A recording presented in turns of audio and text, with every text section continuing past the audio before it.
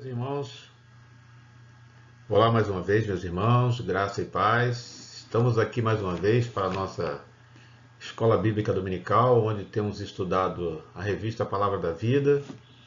E sobre esse período e esse bloco de estudo, o tema é esperança em tempo de quarentena. Já estudamos a lição 1, que a igreja nunca fecha.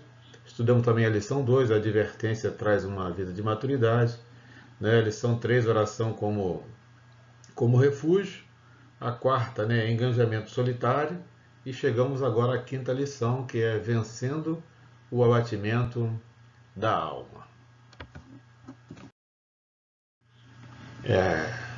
E o autor aqui começa dizendo que estamos como brasileiros vivendo um tempo complicado frente aos desafios que a pandemia trouxe a todos nós. Quer pelo medo de ser contaminados, o desemprego e, consequentemente, a falta de renda, viver isolado e tantos outros receios que, de certa forma, são aceitáveis nesse tempo. A pergunta que fica é: como a esperança nos ajuda a vencer esta tempestade de pensamentos negativos que acabam afetando o nosso emocional? O que nos fortalece em meio às enxurradas de noticiários?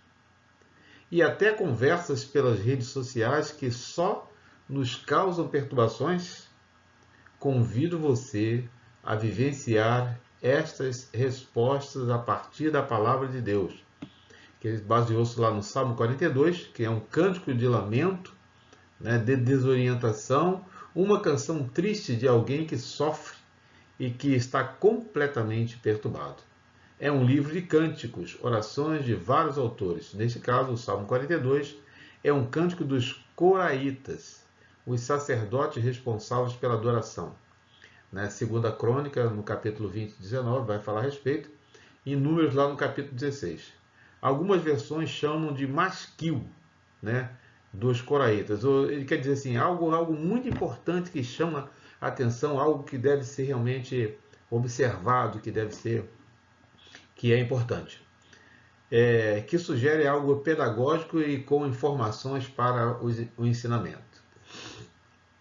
Quais os principais ensinamentos ou desafios?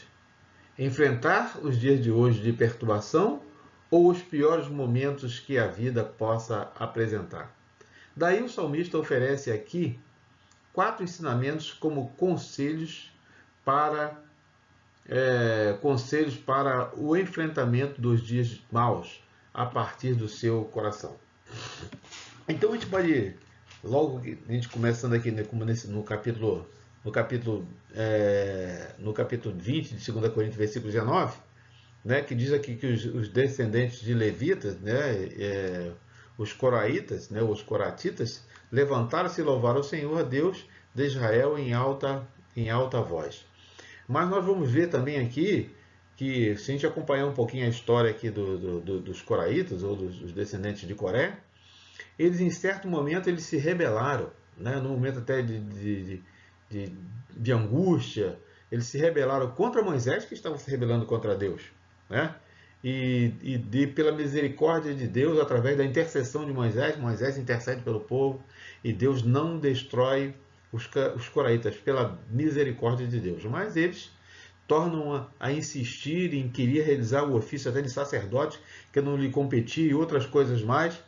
E Deus manda que Moisés se retire no meio do povo, e ele se retira e Deus destrói aquele povo. E como diz aqui no texto, foram mais de 14 mil que morreram daquela praga, além dos que haviam morrido por causa de Corá. Então a mão de Deus pesou. Então mostrando que quando nós desobedecemos, como a esperança de Deus que está em nós, quando o abatimento da nossa alma ela se faz tão grande, que muitas das vezes nós queremos culpar a Deus, como o texto vai dizer aqui, algumas expressões que nós vamos ver aqui, que ele vai falar lá dentro do texto, como dizer assim, poxa, onde é que está seu Deus? Se você acredita tanto no teu Deus, por que essas coisas acontecem com você? E se nós não tivermos apegado em Deus, essas coisas vão nos colocar para baixo, literalmente. Tem pessoas que ficam enfermas, ficam doentes do espírito, ficam doentes do corpo, ficam doentes da mente, porque se abatem com a pressão que o mundo, que as pessoas que não têm o conhecimento de Deus sofrem, e elas tentam também te oprimir de uma certa maneira. E quando nós tiramos nossos olhos de Deus, quando nós tiramos os olhos do nosso Salvador, aí nós começamos a fraquejar. Então diz que nós precisamos vencer o abatimento da nossa alma, e ele dividiu isso aí em 4 tópicos. Ele diz aqui: em dias de desesperança, busque a Deus. O salmista estava em um deserto crucial, circunstancial, melhor dizendo, e também presencial. Ele trazia dentro do seu interior um aperto no coração e um sentimento de angústia. Daí ele pode comparar seu momento com no deserto, vendo uma corça, né, um animal silvestre, que ele diz aqui, né, que no dicionário define como a fêmea do veado. Ela suspirava por águas em meio à sede, em meio às faltas de expectativas de saciá-las. Ela buscava através do faro o cheiro das águas. E quase sempre em meio ao deserto, as águas estão não no pé da montanha, mas nos altos, onde brotam as fontes de águas, correntes. O salmista registra que, assim como a corça, ele tinha sede de Deus. Ao contemplar elementos da natureza, ele vê o seu interior, né? Olha para dentro de si, né? O salmista não precisa da fonte humana, ele está unicamente dependente de Deus. Ele sabe que só Deus satisfaz a vida do homem e sua própria necessidade. Em dias de tranquilidade, nos satisfazemos com qualquer coisa, mas nos dias da tribulação, a alma começa a gritar, a ter sede de Deus, né? Então até tem algumas citações que dizem que até no momento de angústia, até aqueles que se dizem ateus, né, diz a palavra: oh meu Deus, tem misericórdia de mim, né? Então a gente vê que as pessoas, quando está tudo bem, né, quando está tudo bem, entre aspas, elas se esquecem ou não se lembram de Deus. Mas nos momentos difíceis, elas apelam, né, e tentam se voltar para Deus. Mas a palavra de Deus fala que nós precisamos buscar Ele em todo o tempo, porque é no tempo que nós ainda estamos podendo achar. Voltando aqui um pedacinho, né? Ele diz o seguinte, que o salmista registra que, assim como a corça, ele tinha sede de Deus. E ao contemplar os elementos da natureza, ele vê o seu interior. O salmista não precisa da fonte humana. Ele está unicamente dependente de Deus e ele sabe que só Deus satisfaz a vida do homem e a sua própria necessidade. Em dias de tranquilidade, nos satisfazemos com qualquer coisa. Mas nos dias da tribulação, a alma começa a gritar a sede de Deus, ansiar pelo trono de Deus, né? Ansiar, né, aqui que é você buscar, né, com perseverança, com insistência, né, quase alguma coisa que transcende o seu entendimento. É você buscar realmente com muita intensidade, né? Isso aqui, com o trono de Deus, entender que lá encontramos a graça. O autor Hebreus deixa isso registrado no capítulo 4, a partir do versículo 14, que em Jesus temos um grande sacerdote, e ele é a fonte da alegria, paz e descanso. Deus será para nós o suficiente, né? Certo disso, corramos nessa direção, né? Porque ele fala que nós precisamos correr a carreira que está proposta, mas o quê? É com esperança, né? Como diz essa corça aqui, com ansiedade, né? Querendo realmente alcançar a Deus, chegar perto de Deus, né? Para que nós possamos também ser alcançados por Ele. E o autor aqui faz uma citação aqui de Charles Spurgeon, né? O Spurgeon, né? O inglês aqui meio ruim, mas é mais ou menos isso. A melhor coisa da vida é estar com Deus, e a segunda é desejar de Deus, porque ao estar com Deus, ao desejar Deus e ao encontrá-lo, podemos ser satisfeitos com tudo que Ele é para nós, né? Então é isso, né?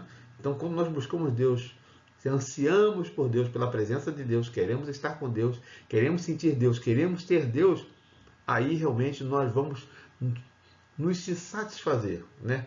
Porque nós vamos nos preencher, né, com a graça, com o amor, com a misericórdia, com a justiça e com o poder de Deus. E a citação que ele fez lá dentro do texto, Hebreus capítulo 4, a partir do versículo 14, nos diz assim: Porque, visto que temos um grande sumo sacerdote que adentrou ao céu, Jesus, o Filho de Deus, apeguemo-nos com toda a firmeza à fé que professamos, pois não temos um sumo sacerdote que não possa compadecer-se das nossas fraquezas, mas sim alguém que, como nós, passou por todo tipo de tentação. Ele está fazendo referência a Jesus, né? Porém, sem pecado. Assim sendo, aproximemo-nos do trono da graça com toda a confiança, a fim de recebermos misericórdia e encontrarmos graça que nos ajude no momento da necessidade. Então, ele está dizendo que nós precisamos nos achegar, cada vez mais nos aproximarmos de Deus, porque diz aqui que nós temos um sumo sacerdote, que é Jesus Cristo, né? Que é aquele que adentrou aos céus, né? Que nós devemos nos apegar a ele, porque nos momentos de nossa dificuldade, ele faz a citação das nossas fraquezas, nós podemos nos achegar a ele e ele pode nos fortalecer, e pela sua misericórdia e pela sua graça pode ser dispensada sobre nós, e nós passarmos pelos momentos difíceis, como o autor falou aqui, né? Nós vivemos momentos de desesperanças, momentos de desestabilidade emocional, profissional, né? Espiritual, né? Política. Então nós estamos vivendo vários momentos que têm realmente tirado a nossa paz, tem tirado a esperança de muitos, né? E tem deixado realmente muitas pessoas abaladas, né? E isso, não vou dizer que isso é natural, mas isso pode acontecer e está acontecendo. Mas a palavra fala aqui, como aqui no capítulo de Hebreus, no capítulo 4, a partir do versículo 14, nós temos um sumo sacerdote, que é Jesus Cristo, que a sua graça, que a sua misericórdia possa estar sobre nós, que nos nossos momentos difíceis, de dificuldade, ele pode realmente interceder e derramar o seu bálsamo sobre a nossa vida. Ele não quer, como Jesus falou para os discípulos, né? Ele não ia tirar o discípulo desse mundo, né? Nós não somos desse mundo, mas ele não ia tirar. Por quê? Porque nós temos que cumprir a missão, né? Está difícil, mas Jesus está conosco. Nós temos que ter certeza que quer nós vivemos no momento de bonança, quer vivemos no momento de tribulação, o nosso Senhor está conosco em todo o tempo. Em dias de desesperança, leve a seu coração a mensagem que fortalece. O salmista fala sobre lágrimas e escreve o motivo. Onde está o seu Deus? Muitos de nós já ouvimos esta pergunta frente a um diagnóstico médico, a morte de um ente querido de forma trágica, né? Quantos já ouvimos alguém falar, que já relatou isso para nós, ou já ouvimos alguém dizer diretamente, ou até alguns têm algumas experiências, nós já ouvimos algumas experiências a respeito. Olha, se você realmente confia no seu Deus, você pode orar para ele, porque humanamente o que eu podia fazer eu já fiz como médico ou como profissional de saúde ou em outra situação. E quantas vezes nós não já ouvimos isso, né? Porque em momentos de desesperança, né? Mas nós sabemos que para Deus nada realmente é impossível. Ele continua citando aqui que a morte de um ente querido de forma trágica é um filho nas drogas ou na prostituição, né? E tivemos agora um pastor muito conhecido da nossa denominação que recentemente agora perdeu o seu filho e nós não sabemos se ele estava envolvido em drogas, mas ele foi morto em meio a uma confusão realmente de drogas, né? E como é que deve estar o coração? Como é que fica um coração de um pai desse, né? E recentemente, há um mês atrás, ele perdeu um outro filho que vinha para o Dia das Mães, no mês de maio, um encontro de família e tragicamente seu filho era médico, estava indo num plantão médico, morreu num acidente automobilístico. Então como é que fica, né? E as pessoas começam a questionar, um pai desse, uma mãe perdeu 2 filhos, né? Em menos de 60 dias, né? E aí alguém pergunta assim, onde é que está o seu Deus? Que Deus é esse que permite uma tragédia abater sobre uma família dessa forma, dessa maneira? Então a gente vê assim muitos questionamentos, as pessoas tentando desestabilizar a nossa fé. E se a nossa esperança não estiver em Deus, se a nossa fé não estiver voltada em Deus, realmente nós vamos nos abalar, nós vamos realmente nos desestabilizar. Então, retornando aqui, repetindo, diz assim: muitos de nós já ouvimos essa pergunta frente a um diagnóstico médico, a morte de um ente querido de forma trágica, é um filho nas drogas ou prostituição, em meio ao desemprego e as portas fechadas sem oportunidade. É como se até o interior dissesse isto, como se não bastasse os questionamentos de pessoas. Parece que o interior grita: cristão, se Deus te ama tanto como você diz, onde Ele está? Né? Isso que nós estamos, porque muitas vezes nós até ficamos, a nossa fé muitas vezes fica até abalada, porque vemos tantas dificuldades, vemos tantas coisas se abater sobre nós ou sobre aqueles que estão à nossa volta, que muitas pessoas começam a questionar, né? Que Deus é esse que permite essas coisas, né? E pessoas, né? Não vou citar o nome aqui, mas pessoas que realmente congregam, né? Que em igreja da nossa, até do nosso rótulo denominacional, perdeu 4 pessoas da mesma família. E ele fez esse questionamento: onde é que está Deus que permitiu que meu pai falecesse, minha mãe falecesse, minha irmã falecesse, meu cunhado falecesse? Então ele entrou assim num desespero, né? Ele entrou, podemos dizer assim, que ele se esqueceu, né, de Deus naquele momento. A dor é tamanha, né? Mas a palavra fala que Deus não leva em conta o tempo da nossa ignorância, né?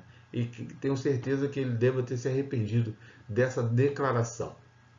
E ele continua dizendo aqui: Deus te ama tanto, como ele diz, então, onde ele está? Ele se foi. O salmista apresenta angústia ao se lamentar de alguma coisa. Lembrava como o seu povo ia aos cultos públicos, da ida das festas, dos cânticos que eram entoados até chegar ao lugar da adoração.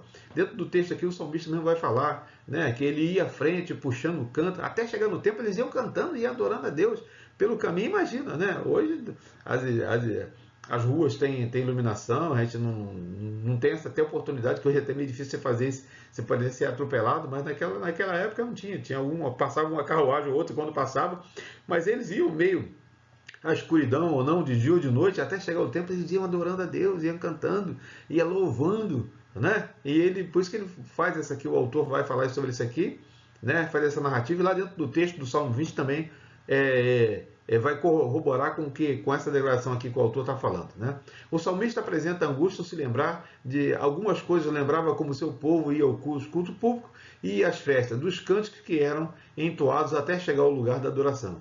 Ele está adoecido ao lembrar que estava agora sem esta oportunidade. Tanto as cobranças externas quanto as do coração maltratavam naquele momento. No versículo 5, ele prega para a sua própria alma: por que está abatida?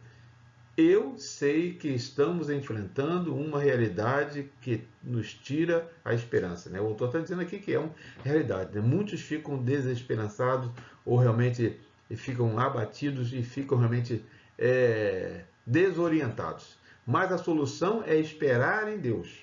Quer dizer, a nossa esperança está em Deus. Né? O salmista diz que uns confiam em carro, em cavalo, mas nós fazemos ou temos esperança ou acreditamos que o nosso Deus é aquele que pode fazer muito mais que nós pedimos ou possamos pensar. Nós precisamos aprender a termos respostas para os questionamentos do nosso coração. E aqui vai essa citação, né, do Salmo 42, versículos de 3 a 5, complementando aqui o que ele fala lá dentro do texto. Nas minhas lágrimas tem sido o meu alimento de dia e de noite, pois me perguntam o tempo todo: onde está o seu Deus?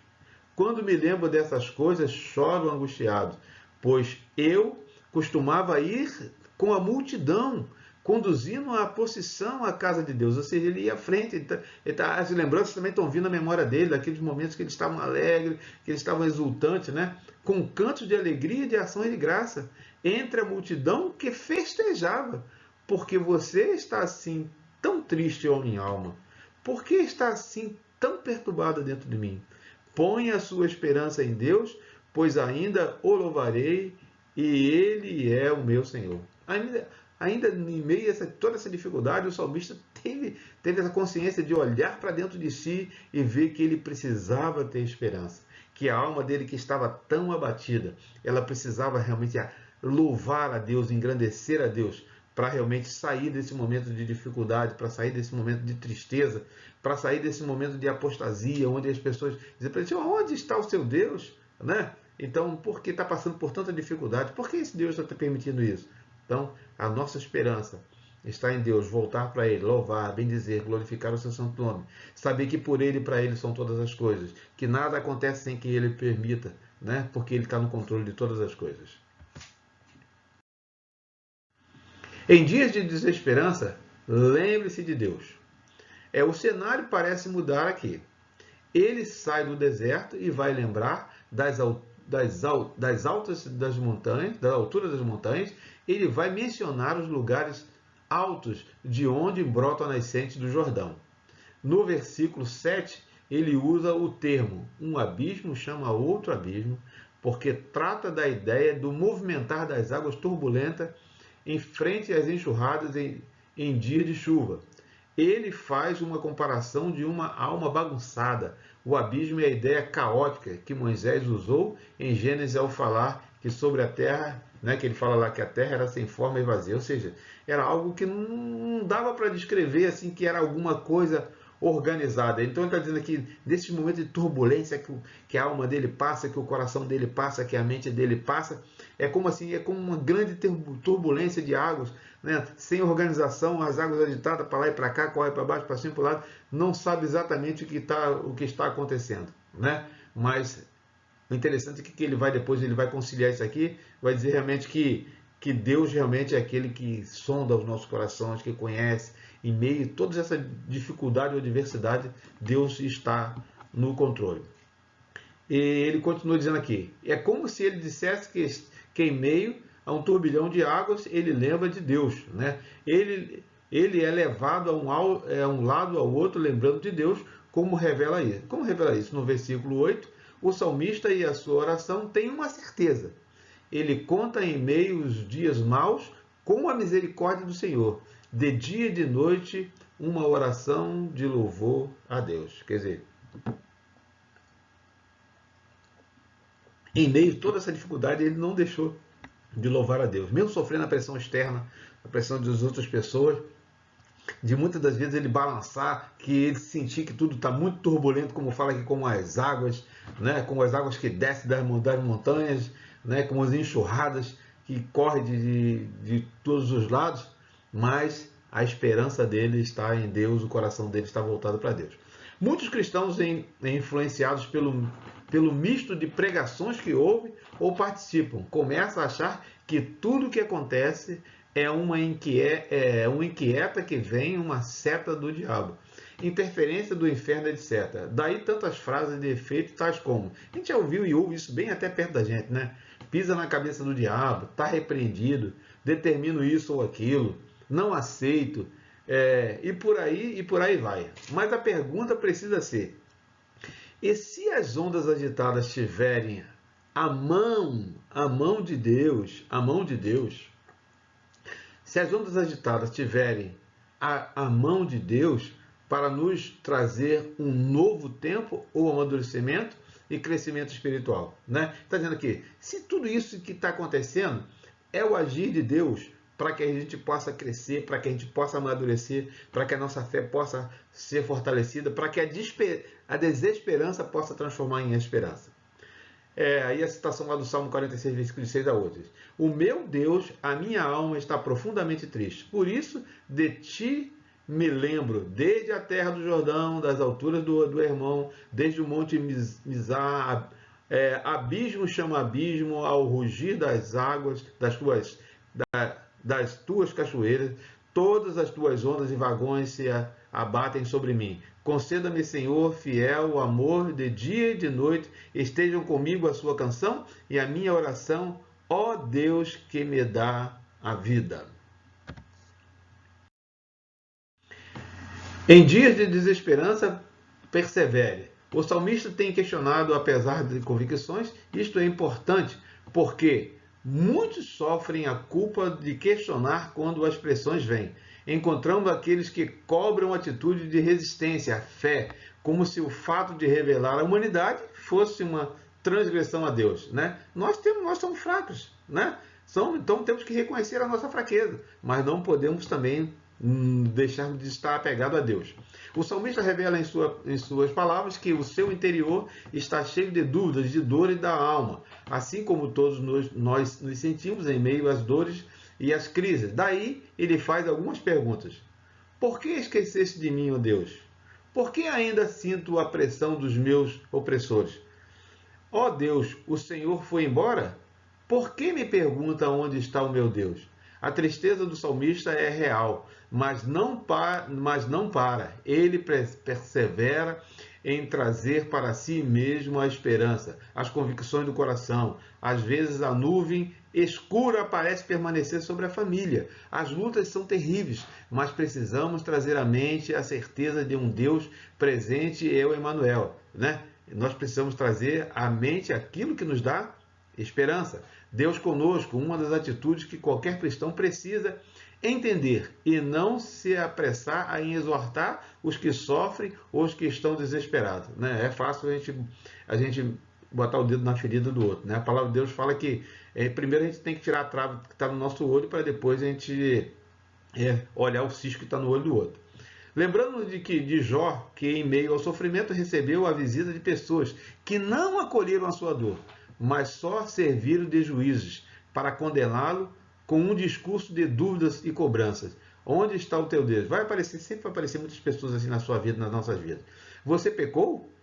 Está debaixo da ira de Deus? Já ouviu de muitas pessoas em profunda depressão o desabafar de perguntas iguais a essas que lhe foram feitas. Isso é cruel. Em meio ao sofrimento de alguém, não fale, esteja apenas ao lado acolhendo.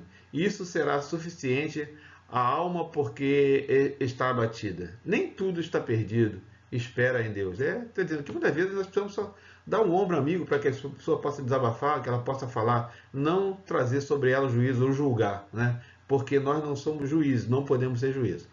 Direi a Deus, a minha rocha, por que te esqueceste de mim? Porque te devo sair vagueando e pranteando, oprimindo pelo inimigo. Até os meus ossos sofreram angústia mortal quando os meus adversários zombaram de mim, perguntando-me o tempo todo, onde está o teu Deus? Por que está assim tão triste, ó minha alma? Por que está assim tão perturbada dentro de mim? Ponha a sua esperança em Deus, pois ainda o louvarei, ele é o meu Senhor e é o meu Deus. Né? Salmo 42, versículo de 9 a 11. Para pensar e agir, nada melhor do que, em meio à desesperança, olharmos para as promessas e o cuidado de Deus. Mergulhamos no cântico da vitória de Paulo, que em meio à crise resiste em Romanos 8, 31 a 39. Em meio às lutas, e que em meio às lutas que será contra nós, se Deus está conosco.